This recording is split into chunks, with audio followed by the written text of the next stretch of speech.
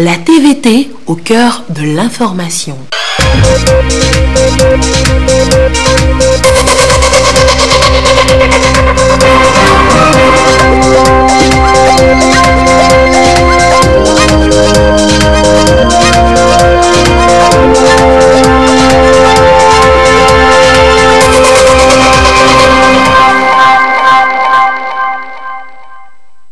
Il sonne 20h sur la télévision togolaise, l'heure du journal. Madame, Monsieur, bonsoir et voici les titres de cette édition. Les députés de la 6e législature de la 4e République ont effectué ce mardi leur toute première session, celle de plein droit, dirigée par le doyen d'âge André Johnson. Qui sont les nouveaux élus du peuple? Quels sont leurs projets? Vous les découvrirez dans cette édition. Et puis aussitôt, la grâce présidentielle accordée aux détenus de droit commun. Les 177 prisonniers concernés à la prison civile de Lomé ont été libérés ce jour. Voilà pour les titres. Le temple de la démocratie s'ouvre aux nouveaux représentants du peuple issus des législatives du 20 décembre dernier. Ce matin, ils ont répondu présents à l'appel du doyen d'âge, conformément aux dispositions de la Constitution. La cérémonie solennelle de la session a été donc présidée par le discours du doyen d'âge. Celui-ci a saisi l'occasion pour rappeler les nombreux défis qui attendent la 6e législature avant d'en appeler à un sursaut national pour l'intérêt de la nation. Le compte rendu de cette session avec Pierre Sessepo. Ils franchissent le seuil du temple de la démocratie en tant que représentants du peuple. De divers horizons, ils arrivent, les nouveaux députés issus des législatives du 20 décembre 2018. C'est la rentrée des classes, dira-t-on. Ils entrent à l'hémicycle, la tête levée, le regard balayant les travées de l'Assemblée nationale. Une découverte pour beaucoup d'entre eux. En l'intérieur, ils ne sont pas disposés par groupe parlementaire, du moins pour l'instant. La nouvelle représentation a l'âge compris entre 28 et 72 ans. Et quand le doyen d'âge fait son apparition, toute l'Assemblée l'accueille. Le protocole d'usage commence. Je déclare ouverte la première séance plénière de la session de plein droit de la 6e législature de la 4e République. Puis l'exécution de la terre de nos aïeux. La solennité du moment oblige.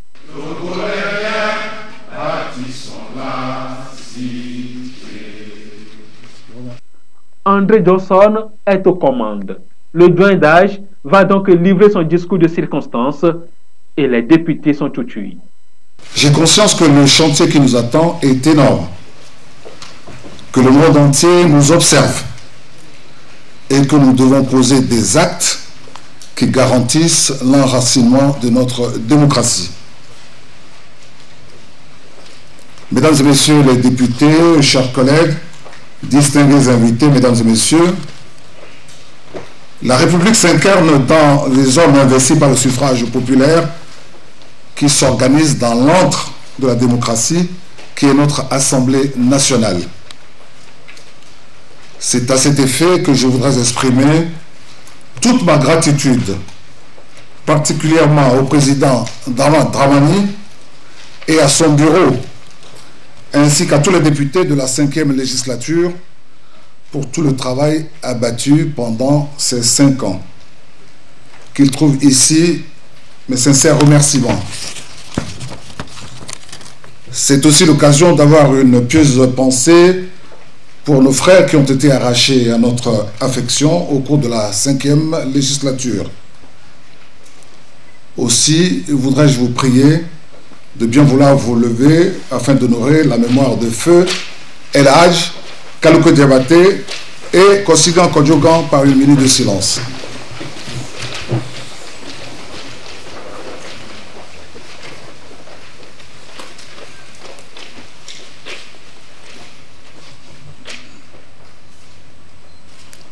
Je vous remercie.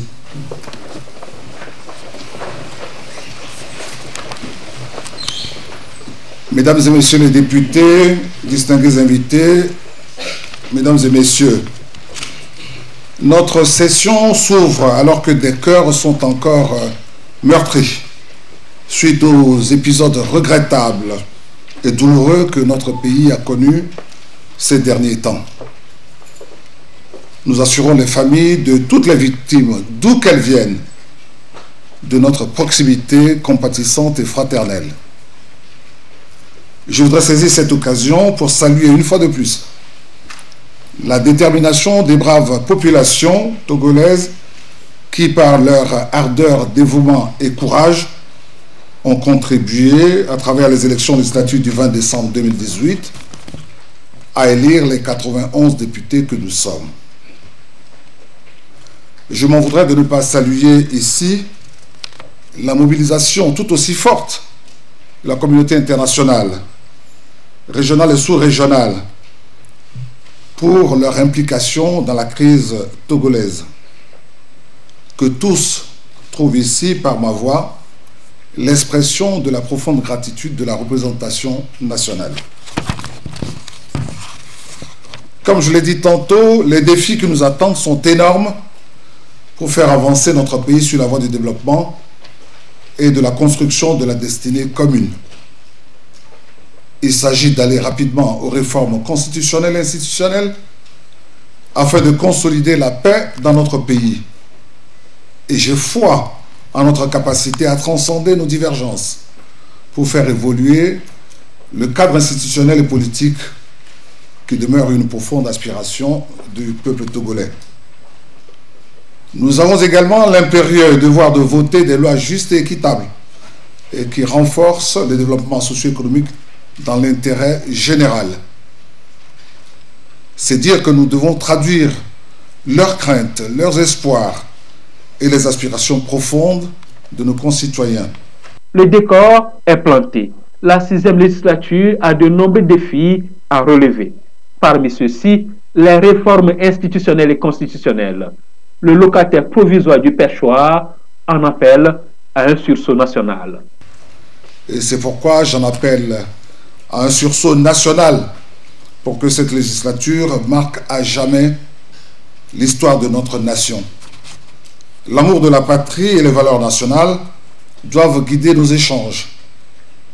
Il y a pour nous nécessité de transcender l'esprit partisan pour nous inscrire définitivement et résolument dans une dynamique républicaine. Mesdames et messieurs les députés et chers collègues, l'ordre du jour de nos travaux prévoit dans les prochains jours l'élection du bureau de notre Parlement. C'est un exercice qui est régi par des mécanismes, des règles et une discipline adoptée. Je nous exhorte à y aller avec sérénité. Le développement harmonieux, la paix sociale semble être précisément le résultat d'un équilibre entre l'efficacité qui requiert un pouvoir fort et l'exercice paisible des droits et libertés publiques. Telle sera l'œuvre législative que je souhaite pour cette législature. Enfin, le Togo est debout, il est en marche et il avance. Vive l'Assemblée nationale pour que vive le Togo. Je vous remercie de votre amable attention.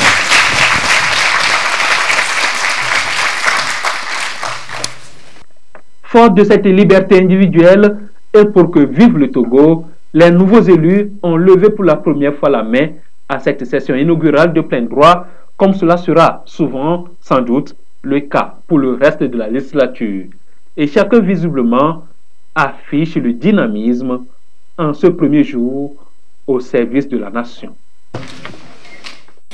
À la fin de cette rentrée inaugurale de la 6e législature, donc, ceux qui intègrent pour la première fois le Parlement se sont exprimés par rapport à leur état d'âme et leur ambition politique. Également, il y a certains qui reviennent après une longue absence et portent en eux des projets et ambitions pour le Togo. Tous sont issus de différentes sensibilités politiques qui forment la désormais 6e législature de la 4e République du Togo. Leur réaction au micro de Augustin Kassi. Ambiance bon enfant, comme des gens d'une même famille, avec des composantes différentes, Le Togo est debout, le Togo est en marche. Je compte en fait implémenter ce que le Parti Unir a toujours fait, implémenter la politique du chef de l'État, parce que nous sommes là pour servir le peuple togolais, mais à travers la politique du chef de l'État. Donc nous devons tous travailler ensemble, main dans la main, pour le bien de notre pays et en particulier mettre en œuvre les réformes constitutionnelles et institutionnelles dont tout le monde parle tant. Pendant la campagne, nous avons vu des choses, nous avons entendu des choses et même avant cela également, c'est-à-dire les difficultés de vie de beaucoup de ménages, de beaucoup de familles. Cela nous a beaucoup touchés et nous disons que vraiment, dans le travail que nous aurons à faire, nous ne perdrons pas de vue du tout d'essayer d'aller dans le sens de l'amélioration des conditions de vie à travers peut-être des projets de loi qui seront là et il faudra essayer d'obtenir vraiment un maximum pour nos femmes, pour nos familles. C'est la première fois qu'on le fait, donc aujourd'hui nous sommes rentrés dans l'hémicycle avec beaucoup d'humilité, mais aussi avec beaucoup de responsabilité parce que nous savons que le travail qui nous attend est énorme, est immense et le peuple togolais nous regarde, le monde entier nous regarde. Nous sommes sortis d'une période de crise qui a divisé les Togolais et la mission de cette nouvelle assemblée est de davantage réconcilier les Togolais. Nous allons mettre toute notre énergie pour faire en sorte que les réformes constitutionnelles aient lieu dans le meilleur délai et surtout les élections locales. Ça fait partie des deux priorités que nous avons. C'est avec beaucoup d'émotion que je retrouve l'hémicycle pour l'avoir quitté depuis l'an 2000. L'Assemblée nationale, quel que soit le jugement qu'on peut formuler sur elle, doit être assez vigilante, prudente, transpartisane et aller directement dans le sens de l'intérêt national. Je pense que le discours du doyen d'âge est un signe assez fort que nous travaillons ensemble pour améliorer la situation et répondre aux aspirations du peuple togolais. Déjà, la démarche entreprise rassure tout le monde, puisqu'il a dit que c'est une démarche inclusive, dont tout le monde est représenté dans cette commission. Je m'en félicite. Cette législature va être la meilleure que le Togo n'a jamais connue. Nous sommes venus hériter d'un dossier très lourd. C'est celui des réformes. Nous allons sacrifier tout le temps qu'il faut. C'est pour cela que nous n'allons pas en congé. C'est un sentiment de joie, mais empreint de beaucoup de responsabilités. Donc nous voulons poser des actes allant dans le sens de la réconciliation afin que tous les Togolais puissent se sentir chez eux et que nous puissions rapidement voter des lois qui vont dans le sens de la réforme constitutionnelle. C'est un réel plaisir pour moi d'être ce matin parmi ce groupe et je peux noter déjà la convivialité, la collaboration de tout. Nous allons nous mettre dans les commissions pour commencer en tant qu'indépendants pour pouvoir voter ou bien pour pouvoir faire des propositions de loi qui vont dans le bien-être de la population togolaise.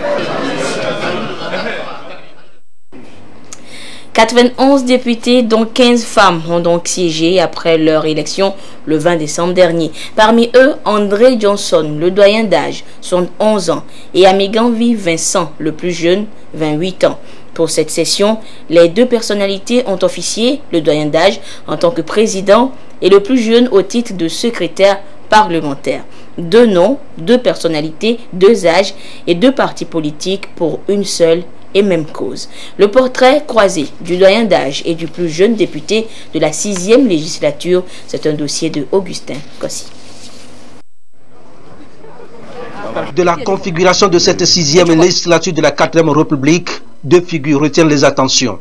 Le doyen d'âge et le plus jeune du Parlement. André Johnson, 71 ans, et Vincent Amiganvi, 28 ans. 2 noms, 2 personnalités issues de différents partis politiques et de 2 circonscriptions électorales différentes. Nous essayons d'être dans une logique inclusive. Faisons en sorte que le Togo avance.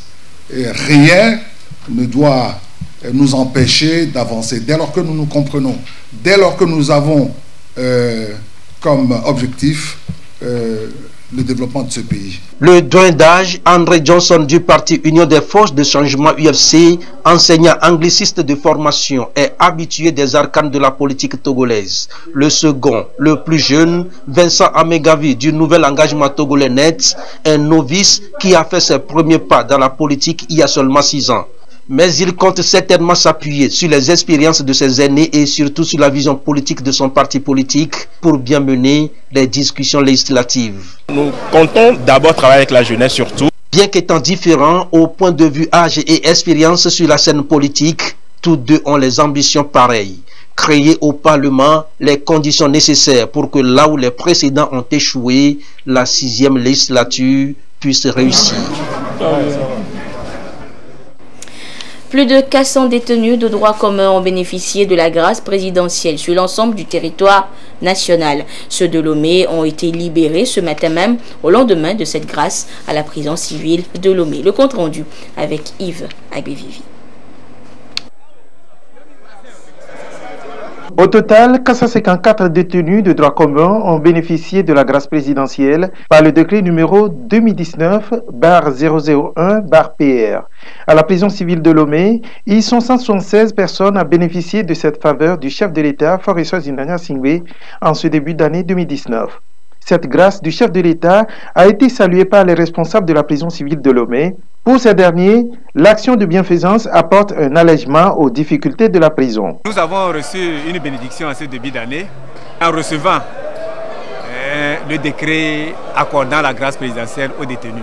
Cela va permettre de décongestionner un peu le nombre de détenus que nous avons au niveau de nos prisons. Donc ce sont des détenus de droit commun, donc le chef de l'État a bien voulu mettre en liberté afin qu'ils puissent dans leur quotidien contribuer à la construction de notre pays. L'émotion est grande chez les bénéficiaires. Certains faisaient leur adieu à la prison. La liberté n'a pas de prix. Et ce matin, on nous a appelés et on nous dit que le chef de l'État nous demande de rentrer. Vraiment, c'est toute une joie. Et nous tenons sincèrement à remercier cet acte qu'il a posé envers nous. Au nom de mes collègues, nous tenons sincèrement à lui présenter notre gratitude, cette joie qui nous anime et que le Dieu Tout-Puissant lui donne cette force de gouverner ce pays et que les habitants de ce pays soient fiers de lui, de cet acte qu'il vient de poser. Cette libération se tient également à Tchévié, Notien, Mango, Sokodé, Atakpame, Palimé, Kanté, Kara, Dapaon, Aneho, Bassar et Vaughan. Et je vous rappelle une fois encore, je vous donne lecture une fois encore donc de ce décret présidentiel accordant cette grâce. Le président de la République, vu la constitution de la 4e République togolaise, notamment en son article 73, vu les demandes des intéressés, après avis du Conseil supérieur de la magistrature, décrète une remise de la peine restant à courir est accordée aux personnes se trouvant comme suit dans les prisons du Togo. Prison civile de Tchévié, 20. Prison civile de Notché, 13. Prison civile de Mango, 9. Prison civile de Sokodé, 35. Prison civile d'Atakpame, 35. Prison civile de Palimé, 58. Prison civile de Kanté, 6. Prison civile de Kara, 13. Prison civile de Lomé, 177. Prison civile de Dapaon, 26. Prison civile d'Aneho, 39. Prison civile de Bassar, 15. Prison civile de Vaughan, 8.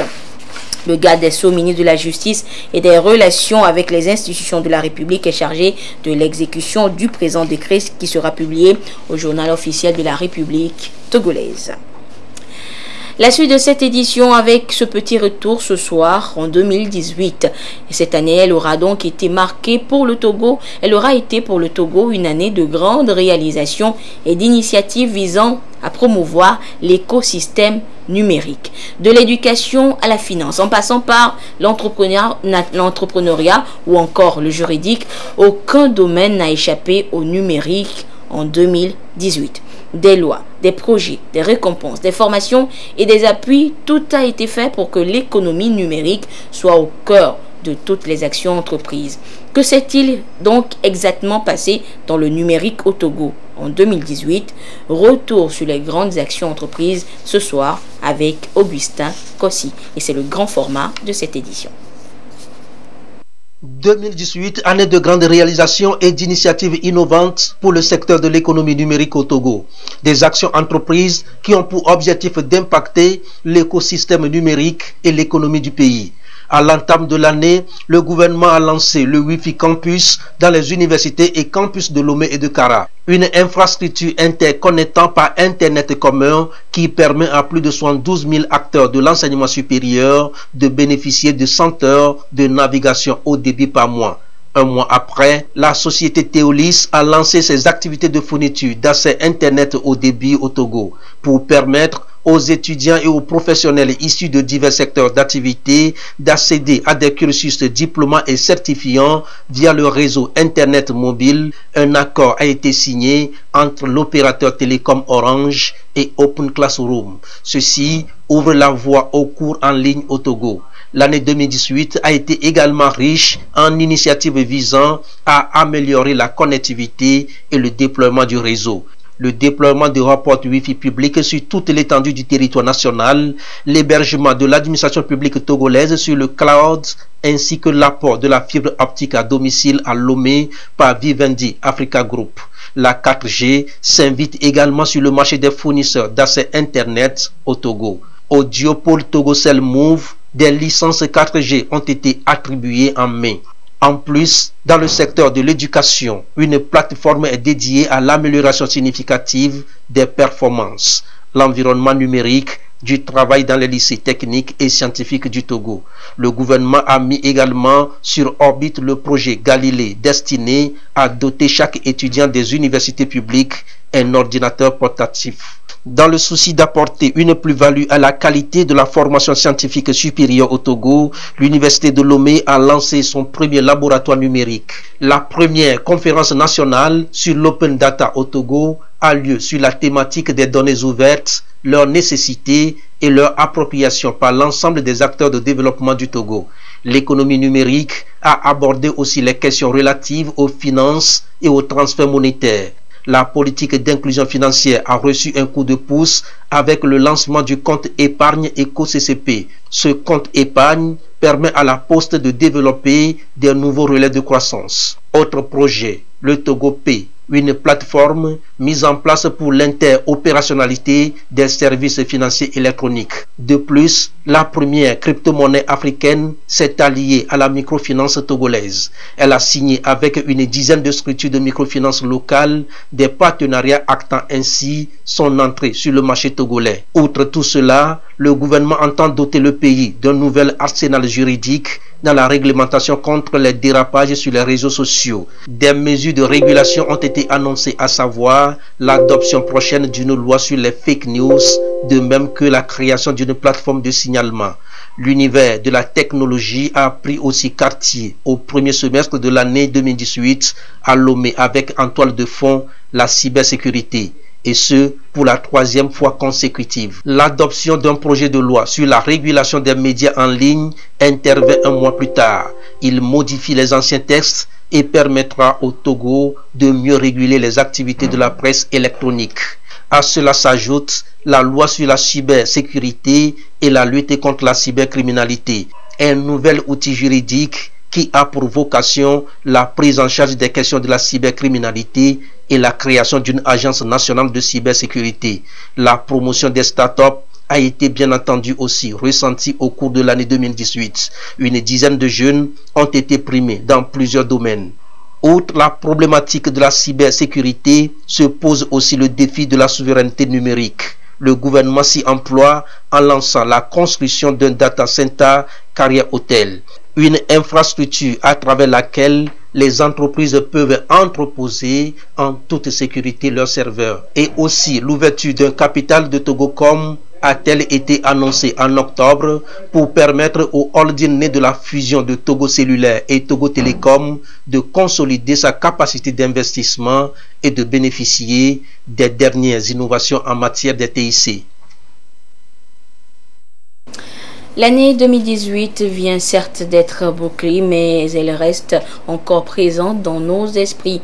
Les directeurs centraux, régionaux et départementaux du ministère de l'Action sociale, de la promotion de la femme et de l'alphabétisation se sont donc retrouvés ce matin pour justement faire le bilan des activités menées par le dit ministère durant l'année écoulée. L'exercice va leur permettre ainsi de mieux élaborer le plan budget de l'année 2019. Le point avec Ekoui Salah. Courant l'année 2018, le ministère de l'Action sociale, de la promotion de la femme et de l'alphabétisation a marqué le quotidien des populations togolaises à travers plusieurs projets et programmes. Prise en charge psychosociale, dons de vivres et non-vivres, conseils et alphabétisation, ces différentes actions ont pris en compte aussi bien des enfants, des femmes que des personnes âgées. Ici à Kpalimé, l'heure est au bilan. Il est question pour les différents départements du ministère de faire le point des activités menées au cours des 12 derniers mois en vue de l'élaboration du plan budget de l'année 2019. Il est question de voir au cours de l'exercice qui vient de s'écouler, c'est-à-dire au cours de l'année 2018, qu'est-ce qui a marché? Qu'est-ce qui n'a pas marché? Comment les ressources ont été utilisées? Quelles sont les forces? Quelles sont les faiblesses? In fine, c'est de voir quel est le résultat que les différentes actions, les différentes activités ont eu à l'endroit de nos bénéficiaires. Quel est l'impact de ces activités, de la mise en œuvre de ces programmes, de ces projets sur nos bénéficiaires. Donc cela permet pour chacun de dire ce qu'il a fait, de dire comment il a fait, de dire quelles sont les difficultés qu'il a rencontrées et de faire des propositions pour l'amélioration. Cette rencontre budget annuelle est instaurée par le ministère en 2016. Elle permet également à ses acteurs de réfléchir et définir les actions à mener dans le cadre de la réalisation du plan national de développement PND 2018-2022. Et parlons toujours de l'aide sociale, l'action sociale. C'est sans doute l'une des histoires merveilleuses de l'année 2019 au CHR de Kpalimé. Une maman qui donne naissance à 4 filles d'un coup. Elle n'est pas à son premier geste, mais son quotidien n'est pas aussi rose. Alors les responsables du ministère de l'Action sociale sont allés lui donner du réconfort à travers un don de vivre et de non-vivre. Et c'était ce mardi. Le récit avec Ekosala.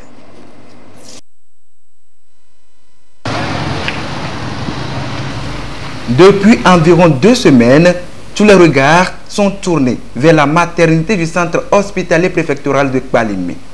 Pour cause, la naissance de ces 4 bébés, toutes de sexe féminin. La mère, la voici. Dopée et vole aussi, cultivatrice et déjà mère d'une fille de 6 ans. Le gouvernement, ayant appris l'état de vulnérabilité de la famille, lui apporte ici son soutien. Des vivres, non-vivres et une enveloppe financière sont offerts à cette maman visiblement fragilisée. La jeune femme arrive à peine à parler, cependant, elle exprime ses reconnaissances au gouvernement. Je dis un sincère merci au gouvernement et à tous ceux qui ont pensé à moi. Donner un enfant 2, 3 jusqu'à 4, ce n'est pas aussi aisé pour la famille par rapport aux différentes dépenses. Donc c'est dans ce cadre que Madame la ministre nous a dépêché ce matin pour venir porter assistance à la maman qui a donné les quadruplés. Prématurés de 34 semaines, ces quadruplés sont mises dans cette couveuse depuis 2 semaines. Leur poids est actuellement compris entre 1,670 kg et 1,120 kg. Elles devront atteindre au moins 2,500 kg pour quitter la couveuse, nous confie la surveillante de cette pédiatrie. On les nourrit par le lait maternel et le lait artificiel. C'est l'allaitement mixte qu'on a fait. Par la sonde parce qu'ils n'ont pas encore le réflexe de succion qui est efficace. Donc on les nourrit par la sonde nasogastrique jusqu'à ce que les enfants ne retrouvent le poids de 2,5 kg ou jusqu'à ce qu'ils aient la réflexe de succion pour téter.